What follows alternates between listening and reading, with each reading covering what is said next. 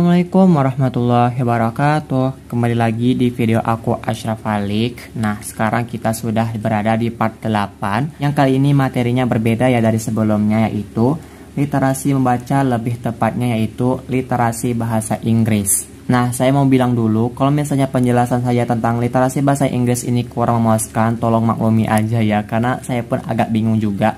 Tapi tenang aja, di sini saya akan berusaha untuk menjelaskan bagaimana cara menjawab literasi membaca, lebih tepatnya yaitu literasi bahasa Inggris. Oke. Nah, di sini ada teks.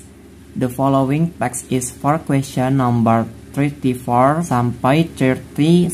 Nah, di sini itu kita ada teks.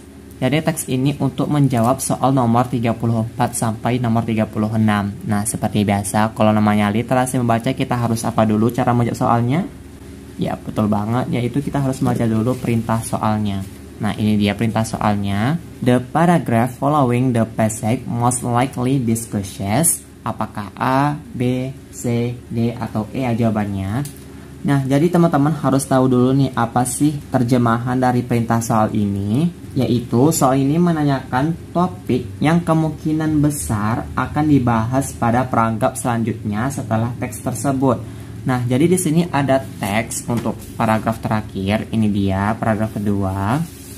Nah, jadi di sini itu kita harus mengetahui, baca dulu untuk paragraf yang kedua ini. Kira-kira bahas apa lagi sih setelah paragraf ini? Apakah jawabannya A, suggestions to emerge to seismology to detect the earthquake? B, examples of the substantial damage that caused by the earthquake? C, the development of seismology to identify the earthquake earlier. D, factors that cause the earthquake and seismic wave.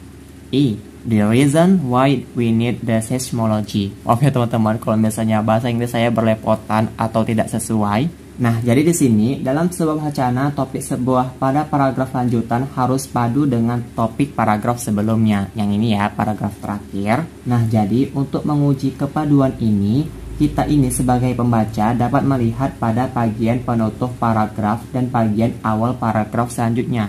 Nah, ini dia paragraf yang terakhir, yaitu ada over the centuries they have been responsible for millions of deaths and an incalculable amount of damage to property. Jadi arti dari kalimat penutup ini, dia membahas tentang berbicara mengenai akibat gempa, yaitu hilangnya nyawa manusia dan kerusakan-kerusakan properti. Nah, dari 5 pilihan topik yang tersedia yang ABCDE ini, topik yang paling padu dengan kalimat ini adalah apa? Antara ini. Ya, betul ya, jawabannya adalah B, examples of the substantial damage that caused by the earthquake. Karena paragraf dengan topik tersebut akan menjadi paragraf yang padu dengan paragraf terakhir dengan teks bacaan. Jadi setelah teks ini, inilah teks selanjutnya untuk menjadi padu ya. Jawabannya adalah B. Kalau untuk option yang lainnya A, C, D, E ini salah ya. Maka untuk topik yang kemungkinan besar yang dibahas pada paragraf selanjutnya dari paragraf ini, yaitu jawabannya B. Apakah teman-teman sudah paham? Kalau misalnya masih bingung, silahkan komentar di bawah ya, biar kita diskusi bareng. Selanjutnya kita membahas soal nomor 35. Nah, seperti biasa kita baca dulu ya perintah soalnya. Ini masih teks yang tadi ya, karena kan teks tadi digunakan untuk soal nomor 34 sampai nomor 36. Oke, mari kita baca perintah soalnya. What is the authors? Ini autorsnya adalah penulis ya. Kalau attitude itu sikap artinya. Oke. Towards the topic of the passage. Jadi terhadap teks tersebut. Jadi arti dari soal nomor 35 yaitu soal ini menanyakan sikap penulis terhadap teks tersebut. Apakah A, concerned, B, critical, C, informative, D, satisfied, optimistic. Nah, jadi di sini teman-teman, sikap penulis dalam sebuah wacana dinyatakan dengan kata sifat ya atau sikap. Seperti yang terlihat pada pilihan-pilihan yang tersedia yang 5 ini, supaya kita itu dapat menentukan kata sifat yang tepat. Jadi kita sebagai pembaca perlu memperhatikan hal-hal seperti pilihan kata, jenis kalimat atau kalimat fakta atau opini, asumsi, kesimpulan, dan keberpihakan penulis baik yang tersurat maupun tersirat dalam tulisannya. Nah, mari kita lihat teksnya. Jadi teks di sini dia tuh membahas tentang gempa. Earthquake ini artinya gempa ya. Jadi dilihat paragraf pertama di sini teman-teman baca.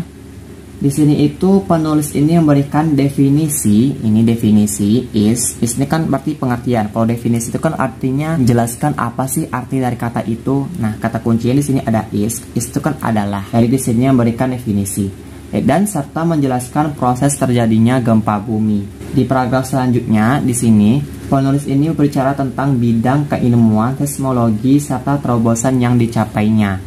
Nah, seismologi yang dicapainya. Nah, jadi di sini dalam kedua paragraf ini, paragraf pertama dan kedua, jadi penulis ini secara konsisten memakai kalimat-kalimat yang bersifat faktual atau fakta gitu ya.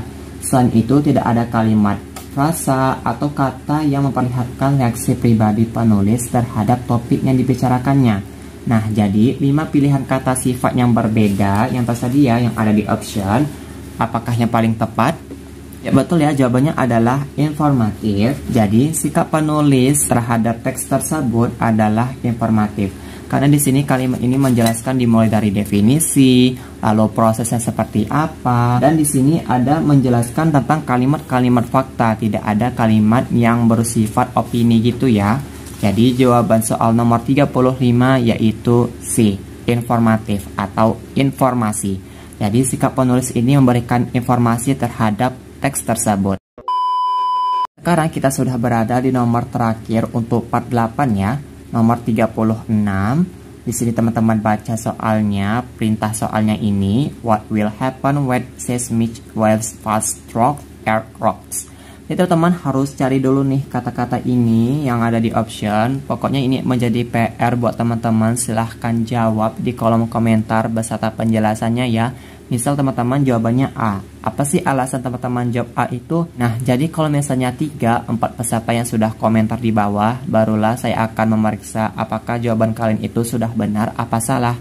Oke, saya tunggu ya jawaban kalian di kolom komentar. Sampai jumpa di video selanjutnya. Wassalamualaikum warahmatullahi wabarakatuh.